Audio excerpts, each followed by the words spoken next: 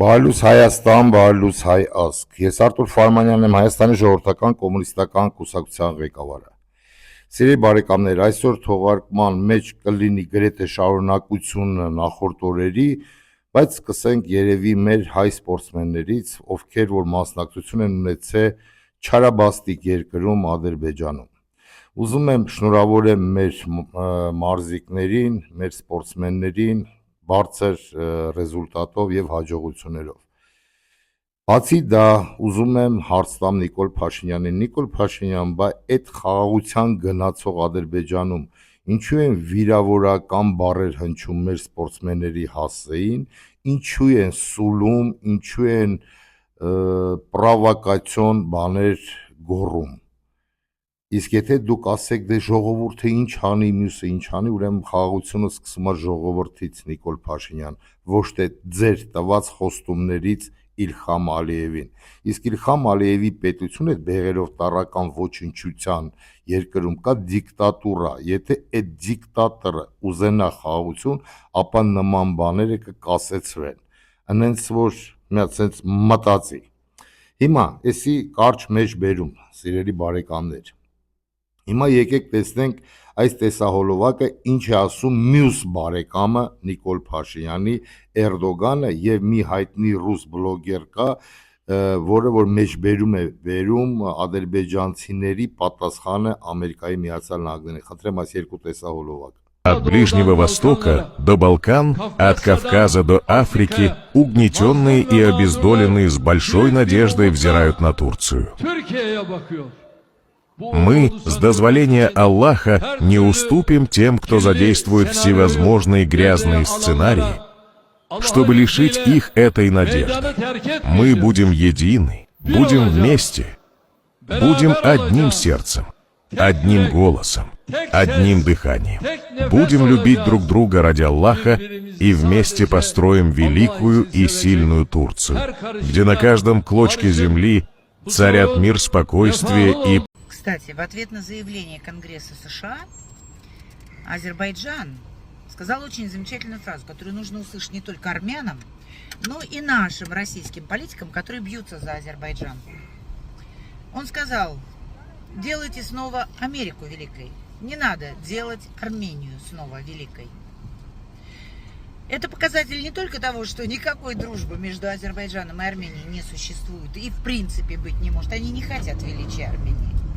но и в том числе это показатель отношения к другим странам. Вот запомните это.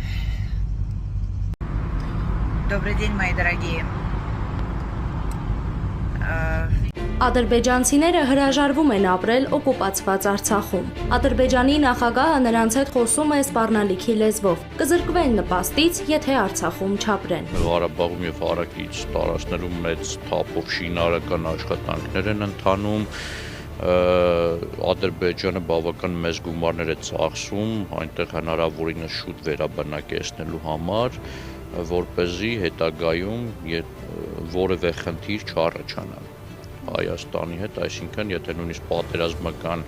պայմաններ լինի, այդ տարածքները լինեն հնարավորինս վերաբնակեցված, որպեսզի Ադրբեջանի համար այդ տարածքներում խնդիրներ չլինեն։ Բաքվի բռնապետը սպառնում է նաև Հայաստանին։ Մինչ Նիկոլ Փաշինյանը հայտարարում է, թե ադրբեջանցիները լավագույն դեպքում Հայաստան կարող են գալ զբոսաշրջիկի կարգավիճակով, Ադրբեջանի բարձրաստիճան պաշտոնյաները հայտարարում են. 300,000 ադրբեջանցիների վերաբնակեցումը Հայաստանում, այսպես կոչված Արևմտյան Ադրբեջանում, պետք է կապվի խաղաղության պայմանագրի հետ։ Վերադարձնելով ադրբեջանական բնակչությանը Հայաստան, Ադրբեջանը բավական լուրջ ռազմավարական գործոն կարող է հաստատել Հայաստանում։ Այդ գործընթացը Ադրբեջանը դրել է քննարկման Հայաստանի իշխանությունների հետ բանակցություններում, սակայն քանի որ բանակցությունները փակ են, մենք չգիտենք, թե ինչ են քննարկում։ Ըստ թուրքագետի Ադրբեջանի հետ փոխվստահության որևէ իրական հիմք չկա, իսկ հայկական կողմը շարունակում է խոսել խաղաղության մասին առանց անվտանգության հստակ երաշխավորների։ Ցեղասպանության հարցում Թուրքիան պահանջում է ստեղծել հանձնաժողով, որպեսզի քննեն 1915 թվականի դեպքերը, տեսնեն դա ցեղասպանություն է թե ոչ։ Սա թուրքական կողմի նախապայմանն է, որը Թուրքիան թե Ադրբեջան նշում են, որ դրանք հնդածս կատարվող նախապայմաններ այսինքն այդ նախապայմանները քննարկվելու են այն ժամանակ, երբ որ կողմերի հարաբերությունները կարգավորվեն։ Կարծում եմ, որ 300,000 ադրբեջանցիների հարցը Ադրբեջանը երբեք չի հանի քննարկման օրակարգից։ Արևմտյան Ադրբեջանի կեղծ թեզով Հայաստանի վրա ճնշում գործադրելը դարձել է Բաքվի պաշտոնական ռազմավարությունը։ Հենց դրան դիմակայելու համար Հայաստանին անհրաժեշտ է Ադրբեջանի զիջումներ չանող եւ հայ ժողովրդին երաշխավորված անվտանգություն բերող քաղաքական որոշումներ։ Մեկնաբանեք ինքներդ, վերլուծեք, տեսեք, իրոք կա խաղաղություն, թե չէ։ Հիմա հերթով արագի մեջ անցնենք, որպեսզի շատ երկար չլինի այս տեսահոլովակը։ Սրբուի Գալյան։ Տեսնենք ինչ է ասում Սրբուի Գալյանը, խնդրեմ։ Ոչ մի ծանոթ, ոչ մի բարեկամ, ոչ մի հարաբերություն, ոչ մեկին չի փրկելու, եթե այդ ծառայողը անբարեխիղճ է,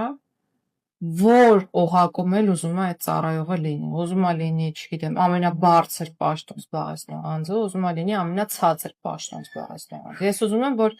այս մոդեցությունը Տիկին Գալյան, նոր բան չեք մտածել, այդ ծանոթ, բարեկամ, խավոր սանիկ, այդ լոլոն դուք 36 տարի կարդում եք, թե ձեր պապաները քաղաքական, այսինքն Լևոն, Մևոն, այդ սաղ, այդ կուտոկ, այդ շայքեն եւ մնացածը հենց մտնում են առաջի օրը պարտկելով այն մնացած իրան ձախողումները սկսում են դրանից, որ ժողովրդացի արա դե տես ինչ են անում։ Տիկին Գալյան, մենք լավ գիտենք ով, որտեղ ինչ կապեր է օգտագործում եւ դա վերաբերում է բոլորին, բայց մեծամասնությունը դա ԿՊԱ-ականներն են։ Ուզում եք հիմնավորեմ, արձագանքեք, հիմնավորեմ, ապացուցեմ մատերիս վրա, Տիկին Գալյան, նես որ այդ լոլոները կամերաների տակ կետակ, ուրիշ թե կկարտակ, ձեր այդ ԿՊԱ-ական քանդիր պետության կուտոկի մեջ, որի մոտ որ լավ է ստացվում այդ կապիկությունը, Տիկին Գալյան, չէի ուզում այդ բառը օգտագործեի, բայց ձեր արածը կապիկություն է, ոչ ավել, ոչ պակաս։ Մյուս շոուի մասնակիցը, սիրելի բարեկամներ, Գևորգ Պապոյան, ես Գևորգ Պապոյանը վերջերս շատ եմ պրիցելիստա կանգնում։ Հիմա տեսեք, ինչ է ասում Գևորգ Պապոյանը, խնդրեմ։ Այստեղ Գագիկ Ծառուկյանի ընկերությունների աշխատակիցներն են պահանջում են գործարանները բացել, Արկադի պարապուրդի են մատնվել։ Արդյոք հնարավոր է շուտով այդ ընկերությունների վերաբացվեն։ Այսօր կնշանակեմ ցեմենտի գործարանի տնօրեն։ Ցեմենտի գործարանը ամբողջ ծավալով աշխատում է եւ կշարունակի բնականon աշխատանքը, որովհետեւ քիչ անց հիմա գնամ ու տնօրենի նշանակումը կկատարեմ։ Ժամանակավոր կառավարիչի մասին է։ Ժամանակավոր կառավարիչ չէ, կառավարիչ տնօրեն։ Այստեղ օրենսդրությունը այլ կերպ է եւ տնօրենին ես նշանակելու եւ կառավարումը անցել է էկոնոմիկայի նախարարությանը ամբողջապես եւ տնօրենը էկոնոմիկայի նախարարության աշխատակիցն է լինելու։ Մնացած հիմնարկների մասով եւս կլինեն որոշումներ, հավաստիացնում եմ ձեզ, որ պակաս հետաքրքրված չենք, որպեսզի տնտեսական ակտիվները աշխատեն ամբողջ ծավալով։ Նոյը կվերաբացվի, մտահոգություն չկա խաղի մթերման հետ կապված, որ եթե գործարանը չաշխատի, մթերումների հետ խնդիր կլինի, պարոն Պապոյան։ Կարծում ենք, որ մթերումների հետ խնդիր չի լինի, գործարաններ կաշխատեն։ Տեսակ, սիրելի բարեկամներ, ինչ է ասում, տնօրեն նշանակեմ, դու մարդ կարաս նշանակես,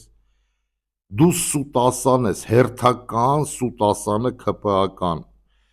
Մենք հեսա քիչ հետո կանդրադառնանք ձկան թեմային, սիրելի բարեկամներ, բայց որ ձուկը Եվրոպա պիտի տանեիր, ինչ եղավ, Գևորգ Պապոյան, թե երեկվա ձեր վարչապետի ելույթը չես լսել, հեսա ես կտեղադրեմ ելույթը վարչապետի, բայց հիմա քանի որ գնաց Արարատ ցեմենտից խոսակցություն եւ ընդհանրապես գյուղմթերքից, մյուս գործարաններից, սիրելի բարեկամներ, տեսեք մյուս սրանց շոուն ինչ է ասել Նիկոլ Փաշինյանը, խնդրեմ։ Ես եմ 2 տարի առաջ, որովհետեւ ես բանից, դրոնից կադրերը չունեի, այդ գործարանի մոտով անցել եմ, պարոն Ծառուկյանի մի առիթով ասել եմ ամոթա, գոնե այդ բանը, այդ մուտքը այդ ինչ վիճակում է։ Ոնց որ գոմը լինի։ Միլիարդների շրջանառությունը գոնե կարակ այդ մուտքի հատվածը բան անեք, 2 կոպեկ փող դնեք, մի քիչ կարգի բերեք։ Մուտքի հատվածը, գնացեք նայեք վերևից, կերև այդ գործարանի սեփականատերն է այդ օգտագործողը, թե սեփականատեր չի։ Հիմա Փառք Աստծո անցել է պետության կառավարմանը, Նիկոլը ավելի ճիշտ ոչ թե ասում է, խոսում է կուլտուրական։ Ես խնդրեցի պարոն Ծառուկյանին, Նիկոլ, այս վատերազեր տեսե, թե երևի փոփոխություն կա մեջդ։ Այս ինչ դարպասները, այդ դարպասներն է պատճառը են, հա, որ վեգալ եք մարդու ձեռից խլեք եղած չեղածը։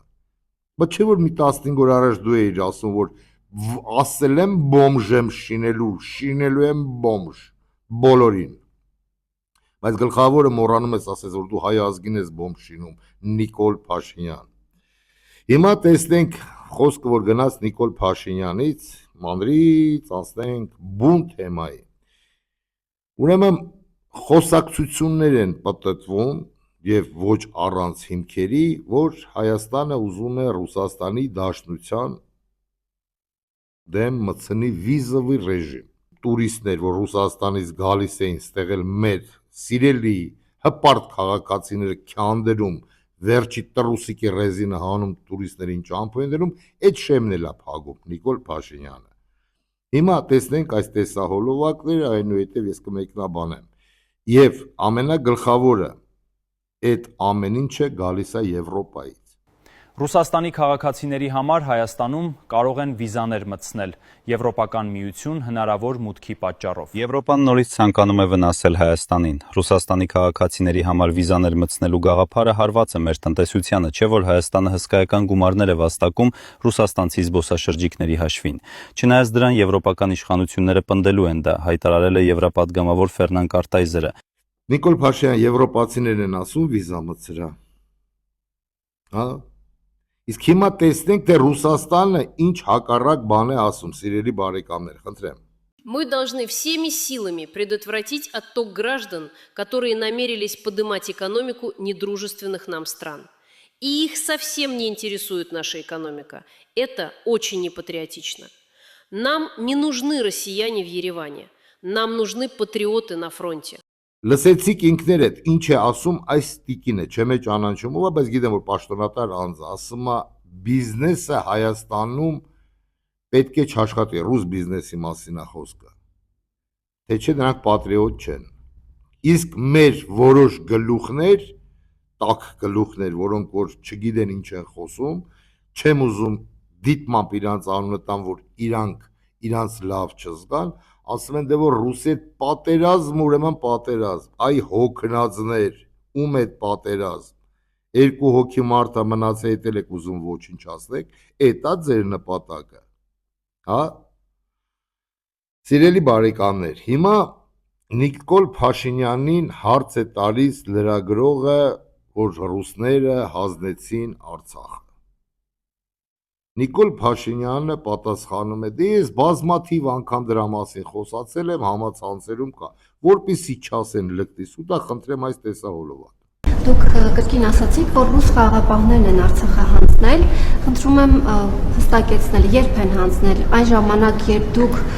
Պրահայում ճանաչեցիք Արցախը Ադրբեջանի մաս, դրանից հետո, թե դրանից առաջ, Եվ այս խոսույթի հետ կապված Մարիա Զախարովան էլ վերջերս անդրադարձել, ասում են, որ ռուս խաղաղապահներին մի մեղադրեք, Արցախը հանձնել է Նիկոլ Փաշինյանը։ Լավ, եթե ռուսները ամեն դեպքում հանձնել են ռուս խաղաղապահները, դրանից հետո ձեր կառավարությունը նույնիսկ թույլ չի տալիս, որպեսզի պետական պաշտոնյաները թանգարանի տնօրենը Արցախին վերաբերող որևէ քննարկում կամ գիրք անգամ նվիրի, աշխատանքից անմիջապես ազատվում է։ Վլադիմիր Պուտինի եւ Ռուսաստանի հետ հարաբերությունների մասին ամեն անգամ երբ հարց ենք հնչեցնում, դուք հիշում եք Լուկաշենկոին, այնպեսի տպավորություն է, ասես Պուտինի մուրը Լուկաշենկոից եք հանում, ինչով է պայմանավորված, այդքան մեծ դերակատարություն ունի հայ-ռուսական հարաբերությունների մեջ Վլադիմիր Պուտինը։ Ալեն Սիմոնյանի հետ կապված ուզում եի հասկանալ, որևէ որոշում կայացրել եք թե ոչ, եւ ճիշտ է արդյոք տեղեկությունը, որ ցանկացել է Մեծ Բրիտանիայի դեսպան լինել։ Թերևս այսքանը։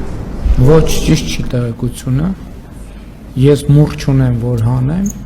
ինչ վերաբերում է ձեր առաջին հարցին, գիտեք, այդ թեմաներով այնքան ենք խոսել և արդեն երկու ընտրություններում այդ բոլոր թեմաները պարզաբանվել և Հայաստանի ժողովուրդն էլ արձագանքել այդ թեմաներին, այնպես որ անդադ նույն հարցը ծամծմելը չեմ կարծում, թե որևէ իմաստ ունի։ Համենայն դեպս, եթե ձեր նշած հարցերի իմ բովանդակային պատասխանը հետաքրքիր է իրոք ձեզ, դուք եթե ոչ հազարավոր, հարյուրավոր էջերով նյութեր, եթե ոչ տասնյակ, մի քանի ժամանոց տեսանյութեր իմ պարզաբանումները կարող եք տեսնել համացանցում։ Եթե հանձնել է ռուսը, ուզում ես 1000 անգամ ասած եղի, ուզում ես 10,000 անգամ ասած եղի, ասում ես հա, ռուսը հենց հանձնել է, կարճ ու կոնկրետ, ինչ է սնգե Հոմերոսի բաղերով, ես ասել եմ, բազմաթիվ անգամ խոսացել եմ, վաղը չմիս օրը դու էլ Նիկոլն ես, որ պիտի ասես, ով ես տես բան եմ ասել, եփեմ ասել։ Հիմա, սիրելի բարեկամներ, որպեսզի Նիկոլ Փաշինյանը լավ պատկերացնի ինչի մասին է խոսքը, Նիկոլ Փաշինյանը ուզում է ռուսներից ստանա։ Նիկոլ Փաշինյան, ռուսներից ուզում է ստանաս, հա։ Թե են, որ հայտարարություն արեցիր, որ ինչու են ինքնասպանությունները բանակում, ինչ է ասում Նիկոլ Փաշինյանը, ասում է ամեն ինչի մեղավորը Ղումարն է, Ղումարը, այսինքն այդ մարդիկ զինվորներ, ասում է, ես որ կոշում նստած եմ եղել, նայեք դատողություն, վարչապետի դատողությունը, ասում է, ես որ նստած եմ, դեսեն սխեմաներ կան, Նիկոլ Փաշինյան, ուրեմն եթե դու չգիտես որդից է առաջ եկել Դեդավշինան, քեզի բացատրեմ, Նիկոլ, ուրեմն Դեդավշինան առաջ է եկել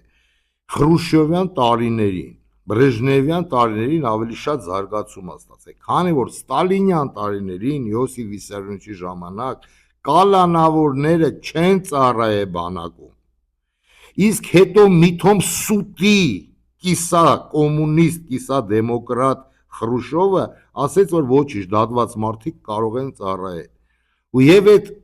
կանոնները, այդ օրենքը հանցագործ աշխարհի կիրառվեց բանակում, ժարգոնը, բրատ, մռատ եւ այլն եւ այլն։ Հիմա այդ Դեդավշինան լավ տղա է, որ դու թզբեղ ես քաշում Նիկոլ, այդ էս թզբեղ քաշողները իրանց դրել են լավ տղուտեղ եւ այն երեխաները, որ դաստիարակվել են նորմալ ընտանիքում, ովքեր գիրք են կարդացել Նիկոլ, որ այն երկիրը դու սարքել ես վատ երկիր, ուրիշ բանով չասեմ, այդ երկրում ցավոք սրտի կրթված երեխան, ինտելիգենտ երեխան այսօր փոքրամասնությունը եւ տեղ չունի։ Եվ քո նման թզբեղ քաշողները Նիկոլ, որը որ սովորել է թզբեղ քաշելը կոշի գաղութում, այսօր ճնշում են այդ երեխաներին եւ այդ երեխաների հոգեվիճակը անսպառ չի դիմանում եւ երեխաները լինում են ինքնասպան։ Այ ինչումն է պատճառը Նիկոլ Փաշինյան։ Եթե դուք չեք կարող այդ հարցը լուծել, որ ինքնասպանություն չլինի բանակում, եթե դա իհարկե ձեզ ձեռք չի տալիս, ապա Հայաստանի ժողովրդական կոմունիստական կուսակցությունը ունի այդ կադրերը, Սուրեն Պապիկյանին վեգալ մի դեպուտատի կրեսնո տուր, մենք քեզ մարդ կտանք նշանակի ՊՆ նախարար, տես ոնց է Դեդավշինան եւ ինքնասպանությունները վերանում բանակից։ Նիկոլ Փաշինյան, սա բանակ պիտի ծառայացել էր, որ իմանայր ինչ է բանակը։ Նիկոլ։ Հիմա ստանալու մոմենտով 2 միլիարդ փող է ուզում ստանալ Նիկոլ Փաշինյանը ՌԺԴ-ից։ Ժողովուրդ ջան, ծիծաղալու չի, լացելու չի։ Այս մարդը կամ իրականությունից կիլոմետրերով հեռու է, կամ չգիտի ով է Վլադիմիր Պուտինը։ Այս Պուտինի համեստություն, այս կան չարաշահումը, էսի մի օր գմփալու է։ Էնի մեծ համեստության եւ համբերության տեր մարդ է Պուտինը։ Ես չգիտեմ անձնականում ընդեղ իրար կարող է պատերնես մեծ գազատալի, որ քրդնում է Նիկոլը, բայց ասենք ժողովրդի դեմ ամեն դեպքում այդ մարդը թքերը կուլ տալով զսպված խոսակցություն է տանում, որպեսզի չասեն լկտիսուտա խնդրեմ ես տեսա հոլովակը, որը վերաբերվում է ՌԺԴ-ի։ Բանակում ինչ են զինվորները ինքնասպանություն գործում։ 3 հիմնական պատճառ կա։ Պատճառներից մեկը խաղադրույքներ կատարել, պարտքերի տակ ընկնել եւ պարտքը չկարողանալ փակել։ Մենք դե յուրե միջոցներ ենք ձեռնարկել, որ նաև արգելվի ծառայության մեջ գտնվողներին, բայց այդ համակարգը դեր ներդրման մեջ է, բայց ես ձեզ ասեմ նաև, որ այս սրա մասին ես գիտեմ Կոշի գաղութում գտնված լինելու ժամանակաշրջանից պարտադիր չի, որ դու քո հեռախոսով բան անես, խաղադրույք կատարես, կան բաներ, ստվերային դիլերներ, որոնք հեռախոսով խոսքի վրա խաղադրույքներ կատարում են, հետո բան են անում։ Այսինքն նույնիսկ եթե հեռախոս չլինի, խաղադրույքը հետո եթե հաղթել ես, քո հաղթածը տալիս են, բայց եթե պարտվել ես, հազար ներողություն այդ բառի համար, ստանում են բոլոր հնարավոր միջոցներով։ Ինքնասպանության պատճառներից մեկը սա է։ Երկրորդը ընտանեկան կամ անձնական խնդիրները, որ քաղաքացիական կյանքում իրանց ինչ հարաբերություններում խնդիրներ են առաջանում եւ դրանք, այսինքն ես ասում եմ, ինչ որ ուսումնասիրությունները, զեկույցները ծանոթալով։ Երրորդը կապված է մի շատ կոնկրետ իրավիճակի հետ։ Մարտական բանում, դիրքում հերթապահության, քո ժամապահության ընթացքում քնելը մարտական հերթապահության ժամանակ մարտական դիրքում քնողների նկատմամբ ես այս վերջերս մի ռեպը երկ կա երկի հայաստանյան ռեպերի երկի մեջ sense նախադասություն կա, որ ես ասում եմ ինքը խոսում է իր մասին, ասում եմ ես դիրքում քնող չեմ եղել։ Որ կողքից լսող կասի դիրքում քնող, այս ինչ նախադասություն է, դիրքում քնող չեմ եղել։ Չքրական հիմա դիրքը հետեւյալն է, որ ասում է դու դիրքը պահում ես, մյուսները հանգստանում են քնում են։ Եթե դիրքապահը քնելա, շակմա վտանգի տակ է դրել մյուսների կյանքը եւ ով որ արձանագրվում է որ դիրքի ժամանակ քնելա, իր նկատմամբ զինվորները դա քրեական ենթամշակութա թե այս դեպքում անվտանգային ինչ որ գեր ճնշում է, արհամարանքի եւ մեկուսացման են ենթարկում եւ դիրքից իջնելուց հետո տեղի ունենում որոշակի բան մեկուսացում, գղզիացում եւ այլն հոգեբանական ճնշում եւ այլն եւ այսպես շարունակ։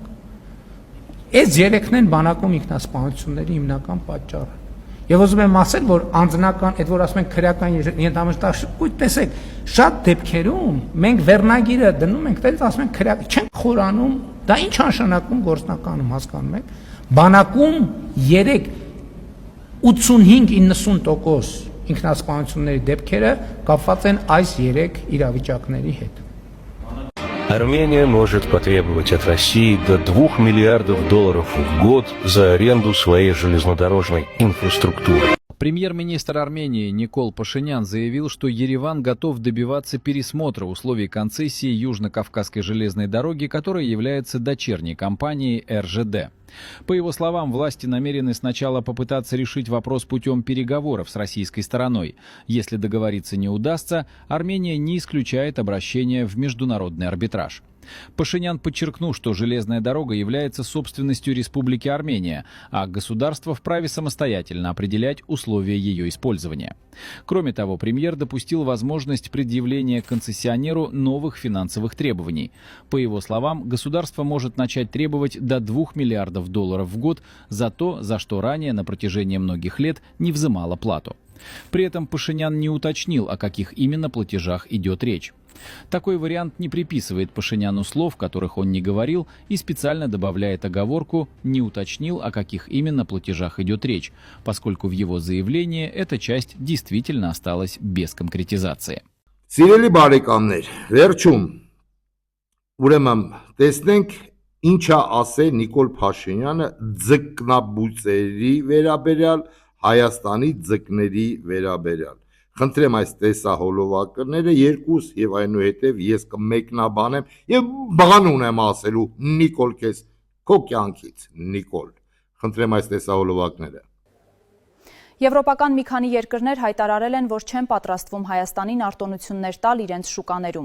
Խաղի կանոնները պետք է հավասար լինեն բոլորի համար։ Շատ հավանական է, որ հենց այս պատճառով Նիկոլ Փաշինյանը զանգահարեց Ռուսաստանի նախագահ Վլադիմիր Պուտինին, խնդրելով աչք փակել Հայաստանից հնչող հակառուսական տրամադրությունների վրա եւ նորից թույլատրել հայկական ապրանքների մուտքը Ռուսաստան։ Ուրեմն միջին քաշ այս զուկը 9 գրամ է։ Սիրելի բարեկամներ ջան, այս զուկը ուներ իր գնորդը, բայց իրավիճակից ելնելով արտահանումը փակվել է ու արդեն մնացա ինքներդ եք պատկերացնում այսօր ձկան շուկան ինչ վիճակում է հայտնվել։ Այդ իսկ պատճառով այս զուկը հանվում է վաճառքի։ Սիրելի բարեկամներ, ունենք 9 գրամանոց արդեն իսկ վարակված եւ բուժված մանրաձուկ, ոսկեգույն իշխան, քանակը 10,000 հատ է այս պարծեն։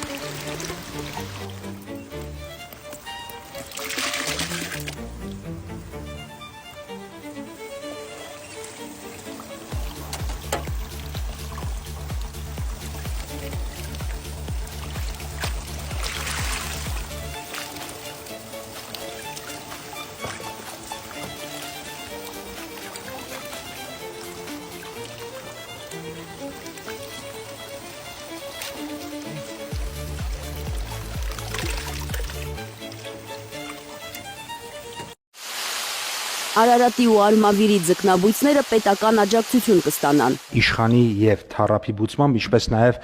բեղմնավորված ձկնկիթի ու խավիարի արտադրությամբ Ռուսական շուկան կորցրած 135 ձկնաբուծարանի է որոշել գումար տալ կառավարությունը 450 միլիոն դրամ իշխան, թառափ, բեղմնավորված ձկնկիթ արտադրողներին։ աջակցությունը տրամադրվելու է միանվագ փոխհատուցման ձևով։ Փոխհատուցում կստանան այն ընկերությունները, որոնք այս տարվա առաջին կիսամյակում Եվրամիության ու Եվրասիական տնտեսական միության ստանդարտներին համապատասխան կեր են գնել։ Գների չեսնել եւ դրանով նաեւ մենք կարծում ենք սպառումը ավելացնել։ Լավ է, որ մենք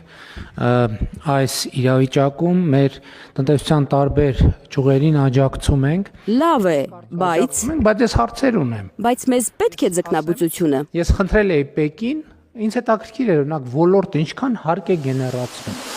Նիկոլ Փաշինյանը կշեռքի մի նժարին է դրել ձկնաբուծությունից տարեկան գոյացող հարկը 2.5-ից 3 միլիարդ դրամի շրջանակում են տարեկան։ Մյուսին դրա համար ծախսվող ջրային ռեսուրսը։ Այս ընթացքում ինչա տեղի ունեցել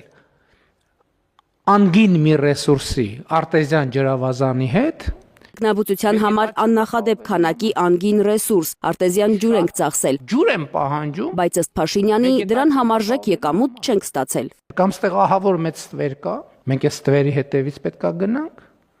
կամ էլ Ռուսաստանի ինչին է պետք հայկական զուկը, զարմանում է Փաշինյանը։ Աշխարհի ծովերի, օվկիանոսների եւ գետերի ջրային ռեսուրսների կեսին տիրապետող երկիր մենք զուկ ենք արտահանում։ Այս ի՞նչ է նշանակում։ Չէ, լավ է, գոհ եմ։ Բայց պետք է սրա քշիրը հասկանանք։ Ու հետո ինքն առանձնապես Հայաստանում բուծվող ձկների սիրահար չէ, դրանց որակը կասկածելի է թվում նրան։ Ես օրինակ իմ անձնական փորձը ասեմ,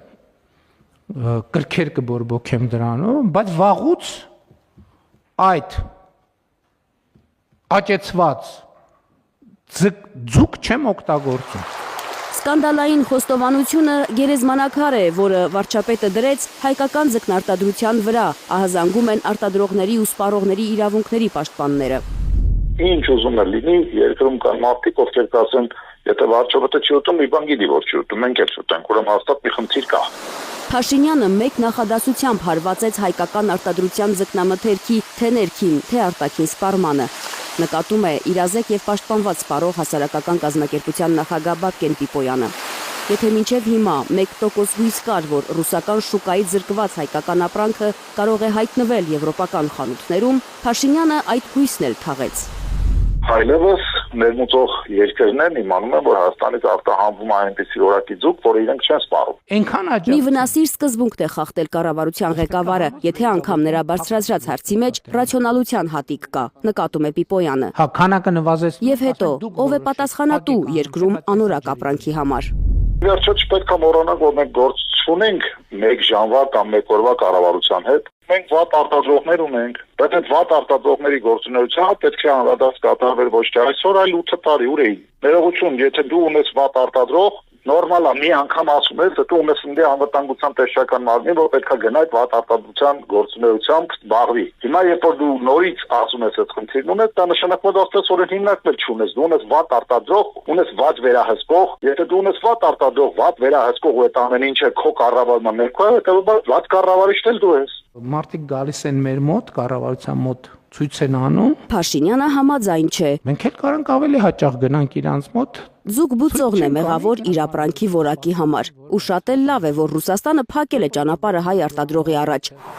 Ըստ Փաշինյանի, սահմանափակումները ոչ թե ճգնաժամ են, այլ հնարավորություն ապրանքի որակի ստանդարտները վերանայելու մասին մտածելու համար։ Էլ չեն կարա գան ասեն, գիտեք, լավ էլի 2018 թվից տասնյակ անգամ էլ լավ էլի բան էս արձակուրդները թող անցնեն բան սեպտեմբերին կանդրադառնանք սեպտեմբերին հազիվ տենց տացը բանն էլ նորմալ վիճակում են եկեք ձեռ չտանք կանդրադառնանք շատ լավ դե արձակուրդները գալիս են հետո ազգային ժողով հարց ու պատասխան մի քիչ ներվայնանալ մոռանալ բան անել հոպ գալիս է նոր տարին դե լավ դե նոր տարին տոները բան մարդիկ առևտուր են անում կոնյակ բրենդի բան առնում են լավ եկեք բան չանենք եւ այլն ու տենց հետո ինչն է գալիս հետո գալիս է զատիկը հետո արձակուրդները նորից սկսում են եւ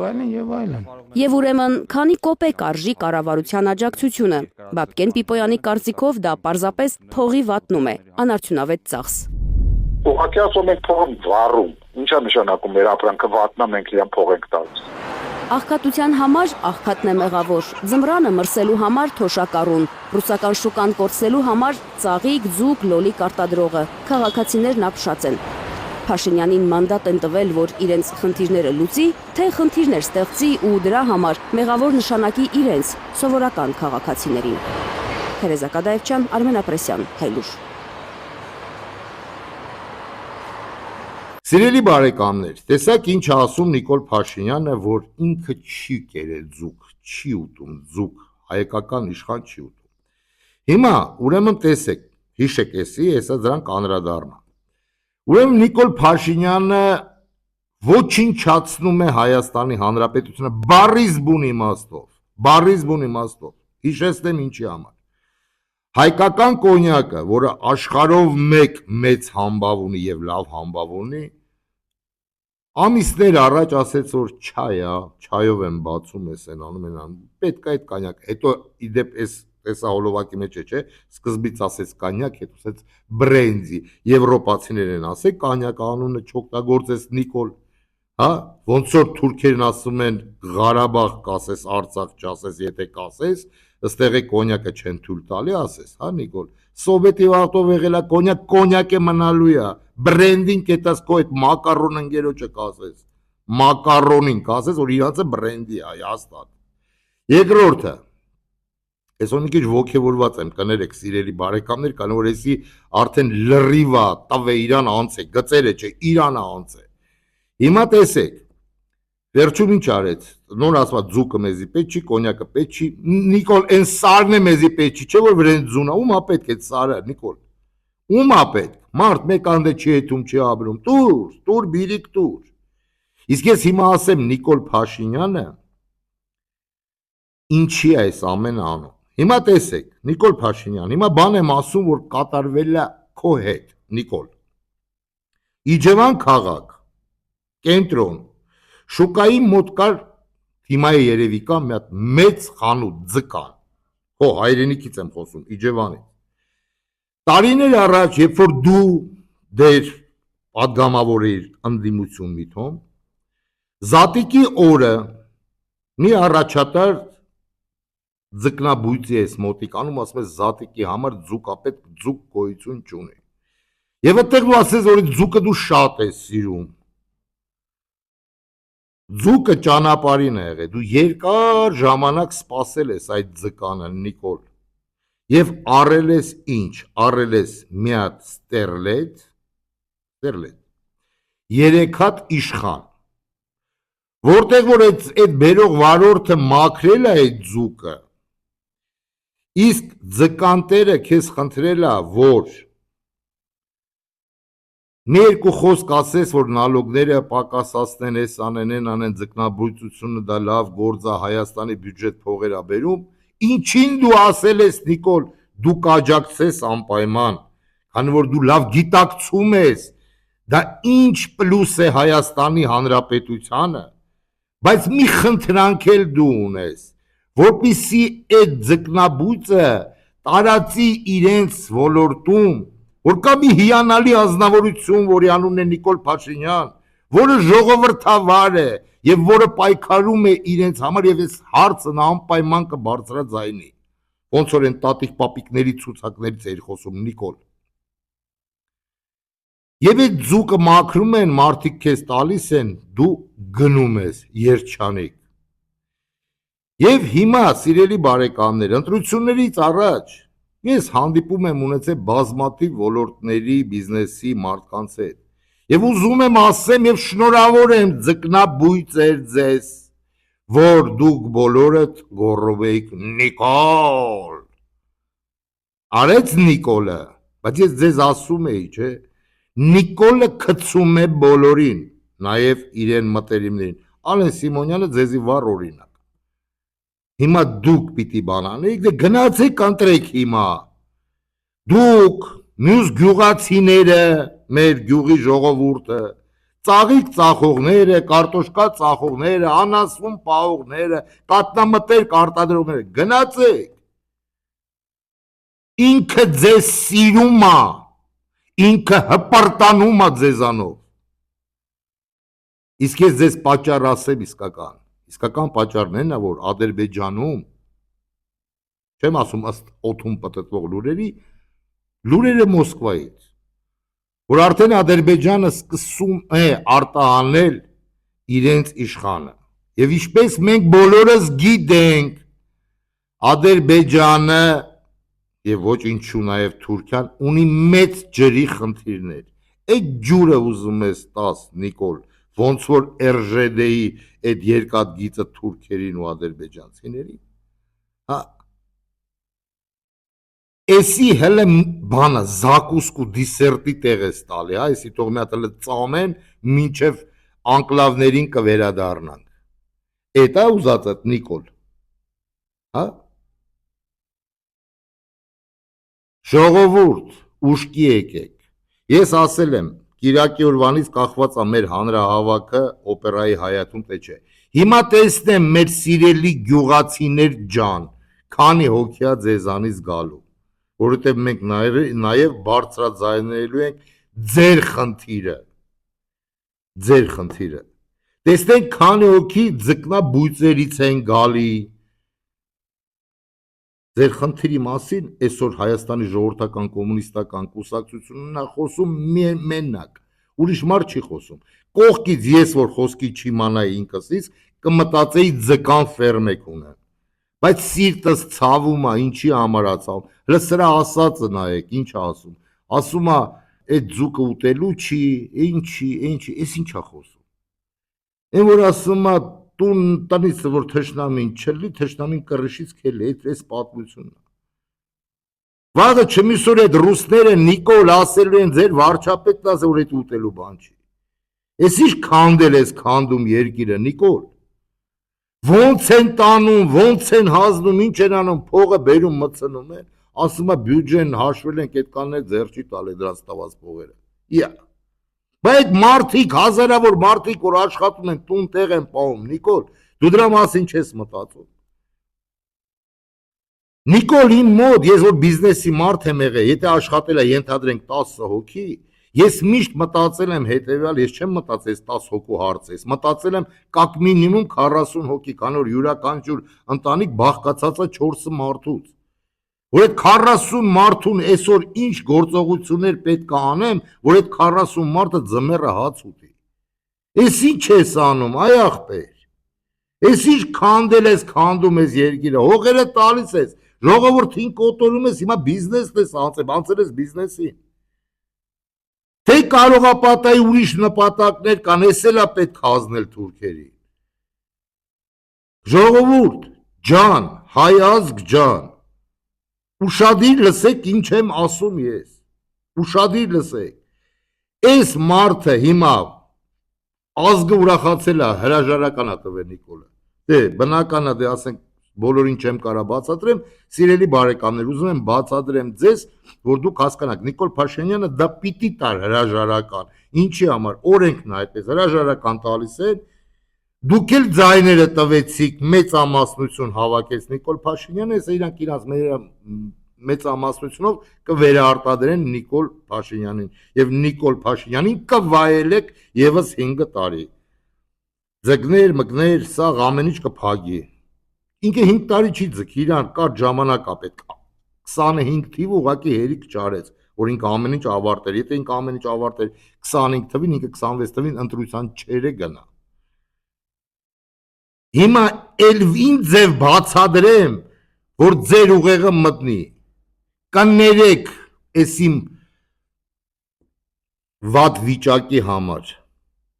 Էլ ինձ ձև ձեզ բացադրեմ, ձեր ցավը տանեմ, որ դուք հասկանաք, որ այս մարդու դեմը դրված է ոչնչացում Հայաստանի Հանրապետությանը եւ հայ ազգի։ Ռուսաստանում էլ տեղ չունեք էթալու, Ուկրաինայում պատերազմ չեք կարա էտա, Բելարուսիայում էտա կոպեկներ, ուզբեկներ ենա գնացին Բելարուսիա, ինչ արեցին, ինչից խերվան, նորից հետ գնացին։ Ուր եք գնալու, Եվրոպայում ձեզի սպասող չկա, Ամերիկայում ձեզի սպասող չկա, ուր եք էթալու, դառնա գաղտնական տուն տեղ կոպեկներով թողնեք ուր էթակ, այ ախպեր ջան, լավ, մենք էլի լավից վատից ապրել ենք, այսօր եկուց կսատկենք, բա երեխեքին ինչ ենք անելու, դրա մասին մտածել եք թե չէ։ Սիրելի բարեկամներ, ես ասեցի, ոգևորված ասեցի, ոնց ասեցի, ինչ մտածում էի, ես էդի ասեցի։ Եթե լինի, դե էդի կախված է ընտրված ընդդիմությունից, եթե լինի հավաք օպերայի հայաթում, Կիրակի օրը ես ձեզ շաբաթ օրը երեկոյան հետևեք իմ էֆիրին, ես կասեմ, լինելու է հանրահավաք, թե չի լինելու, քանի որ արդեն ինֆորմացված կլինեմ ինչ է լինելու։ Եվ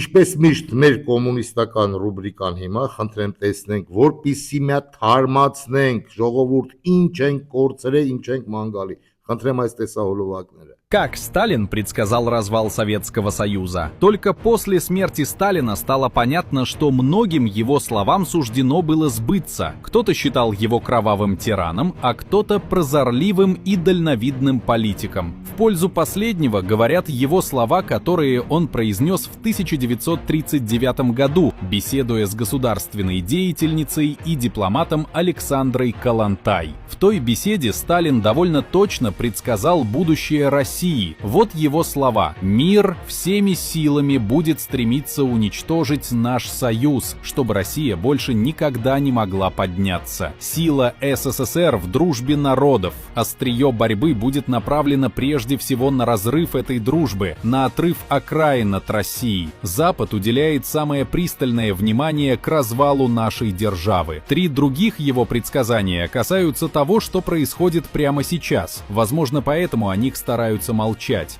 30 июля 1992 года бывший лидер ГДР Эрих Хонеккер был выслан из России в Германию. К концу 1980-х годов генеральный секретарь Социалистической единой партии Германии Эрих Хонеккер стал одним из противников перестройки. Он критиковал реформы Михаила Горбачева и считал их предательством социализма. Но осенью 1989 года, при поддержке Москвы, руководство партии во главе с Игоном Кренцем отправило его в отставку. Спустя несколько недель пала Берлинская стена, а затем началось объединение Германии, и новые власти начали расследование деятельности руководства ГДР. Изначально бывшего лидера ГДР обвиняли в злоупотреблении властью и коррупции, но главным обвинением стало участие в политике применения оружия против людей, пытавшихся бежать через Берлинскую стену. К этому времени Хонеккер был тяжело болен, у него обнаружили опухоль печени. После освобождения из-под ареста весной 1991 года Хонеккер вылетел в Москву на советском военном самолете, где фактически получил убежище как личный гость Михаила Горбачева,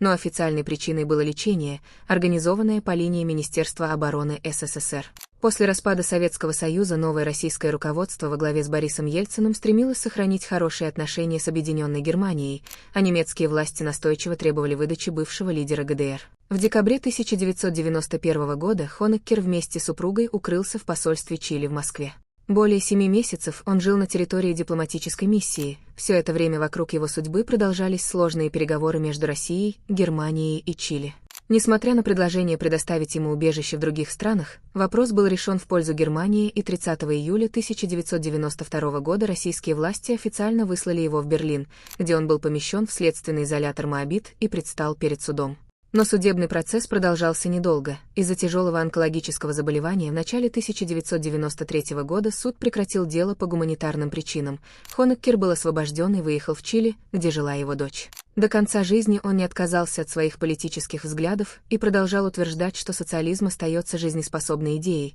а история ГДР не была напрасной. 29 мая 1994 года Эрих Хонеккер умер в Сантьяго в возрасте 81 года. Вот мы сейчас живем с 91 года, вот эти все бывшие республики, как отдельный орган расчлененного тела, понимаете, у кого-то вот голова там, у кого-то желудок, у кого-то руки там конвульсируют, да, потому что был единый народно-хозяйственный комплекс,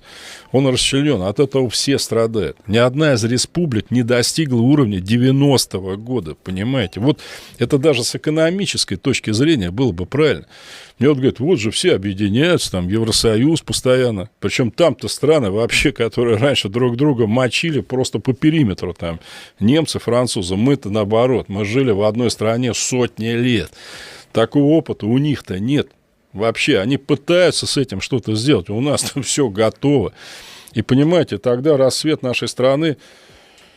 с ее ресурсами, да, с ее рынком, ну, давайте в нынешних реалиях большим, да, которому, в общем, ну, с точки зрения населения, особо никто и не нужен, честно говоря. У нас, вот у самих можно, знаете, создать покупательную способность людей, они тебе все купят, понимаете. У нас и дороги, и трубопроводы, есть что построить. И это все ведь не в плане затрат. Если вы построили дорогу, значит, транспортные расходы у вас сократились, да. Значит, у вас производство товаров выросло, потому что можно дешевле доставить вот какие-то запасные части, еще. Это же все потом отражается и на экономике, и на благосостоянии людей,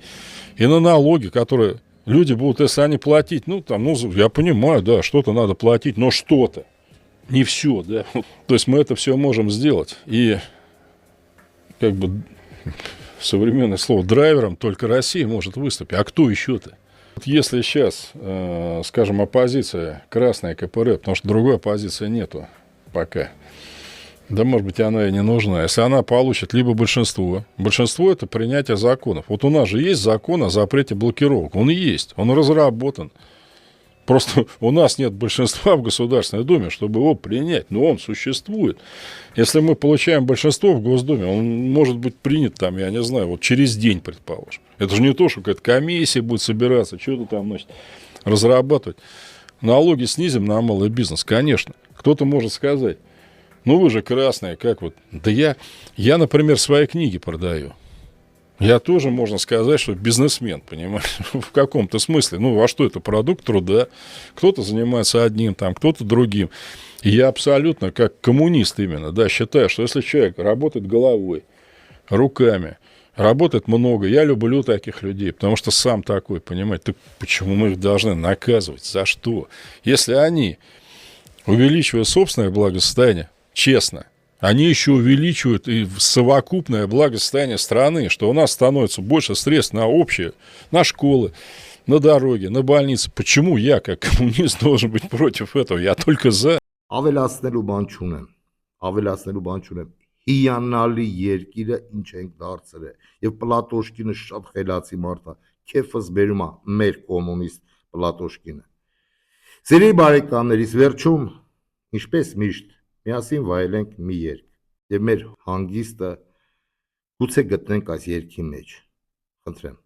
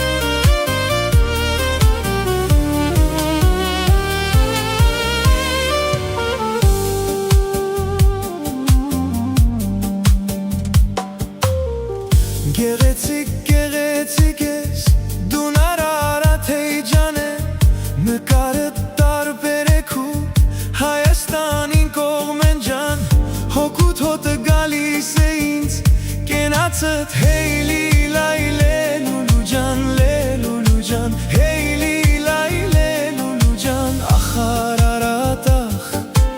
ախարարատախ ախարարատ ախարարատ հիմա հասկանում եմ քեզ ինչ ես դու հայոց համար մեր հոգուն հիմքը դունես թագավորն ես մեզ համար խմում եմ ես քեզ համար կենացդ հեյլի լայլե լուլու ջան լե լուլու ջան հեյլի լայլե լուլու ջան ախարարատախ ախարարատախ ախարարատ ախարարատ արարատ մեր հին սիրուն արարատ արարատ սիրտս քո անունով արարատ մեր հին սիրուն արարատ արարատ սիրտս քո անունով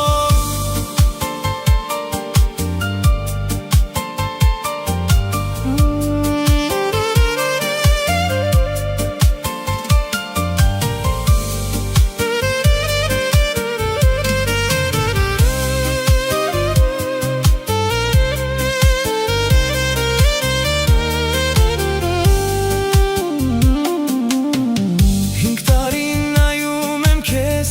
Հայաստանին կողմե ջան ամեն օր տարբեր ես դուն արիր տարիր ինձի ջան չեմ ուզում վերադառնամ կենացդ հեյլի լայլե լուլու ջան լե լուլու ջան հեյլի լայլե լուլու ջան ախարարատախ ախարարատախ ախարարատ ախարարատ արարատ մեր հին սիրուն արարատ արարատ սիրտս քո անունով արարատ մեր հին սիրուն արարատ արարատ սիրտս քո անունով